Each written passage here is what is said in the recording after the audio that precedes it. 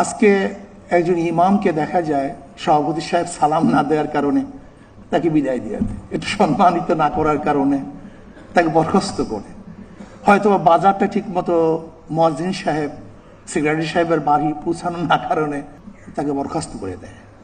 আমি আজকে আমার প্রধানমন্ত্রীকে অনুরোধ করব,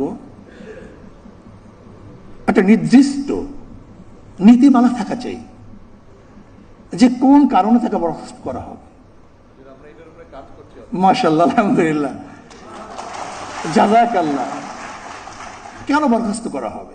আজকে অনুষ্ঠানের সম্মানিত সভাপতি, আজকে অনুষ্ঠানের শ্রদ্ধাভাজন মাননীয় প্রধান অতিথি, বাংলাদেশের মাননীয় প্রধানমন্ত্রী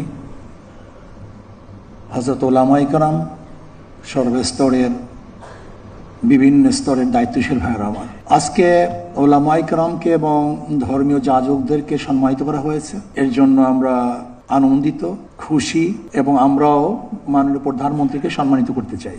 বাকি আমি মনে করি উলামায়ে কেরামের সম্মান বেশি হবে যদি তাদেরকে স্বাধীনভাবে কথা বলতে দেওয়া হয়। কোরআন ও হাদিসের খেলাফ যতক্ষণ তারা কথা না বলবে ততক্ষণ পর্যন্ত যেন তাদেরকে বাধা না দেওয়া হয়, আমার একটা প্রস্তাব। নাম্বার 2, আজকে একজন ইমামকে দেখা যায় সভাপতি সাহেব সালাম না দেওয়ার কারণে তাকে বিদায় দিয়ে দেয়, একটু সম্মানিত না করার কারণে তাকে বরখাস্ত করে, হয়তো বাজারটা ঠিক মতো মুয়াজ্জিন সাহেব সেক্রেটারি সাহেবের বাড়ি পৌঁছানো না কারণে তাকে বরখাস্ত করে দেয়। আমি আজকে আমার প্রধানমন্ত্রীকে অনুরোধ করব, একটা নির্দিষ্ট নীতিমালা থাকা চাই যে কোন কারণে তাকে বরখাস্ত করা হবে। মাশাআল্লাহ, আলহামদুলিল্লাহ, জাযাকাল্লাহ। কেন বরখাস্ত করা হবে? আকীদা এবং কোরআন ও সুন্নাহর অনুকূলে যতক্ষণ থাকবে ততক্ষণ কোনো অবস্থাতেই তাকে বরখাস্ত করা যাবে না। আলহামদুলিল্লাহ, শুকরিয়া জ্ঞাপন করছি। নাম্বার 3, যদি আপনি সম্মানিত করতেছেন উলামায়ে কেরামকে, তাহলে আমি বলবো যে কমপক্ষে যারা চাকরিতে অন্তর্ভুক্ত হবে তাদের চরিত্রের সার্টিফিকেট যেন এই ইমাম থেকে নেওয়া হয়, এই এলাকার ইমাম থেকে, যে 5 ওয়াক্ত নামাজ পড়ি কিনা, তার আদর্শ ভালো কিনা।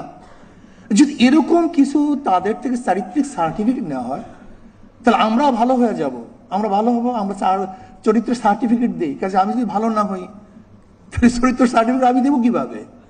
কাজে আমাকে আগে চরিত্রবান হতে হবে, তারপর আমাকে চরিত্রের সার্টিফিকেট দিতে হবে। যদি এই কাজটা করতে পারেন, জীবনভর আপনাকে সবাই স্মরণ করবে যে কমপক্ষে এই ব্যক্তি নামাজ পড়ে, এই ব্যক্তি খারাপ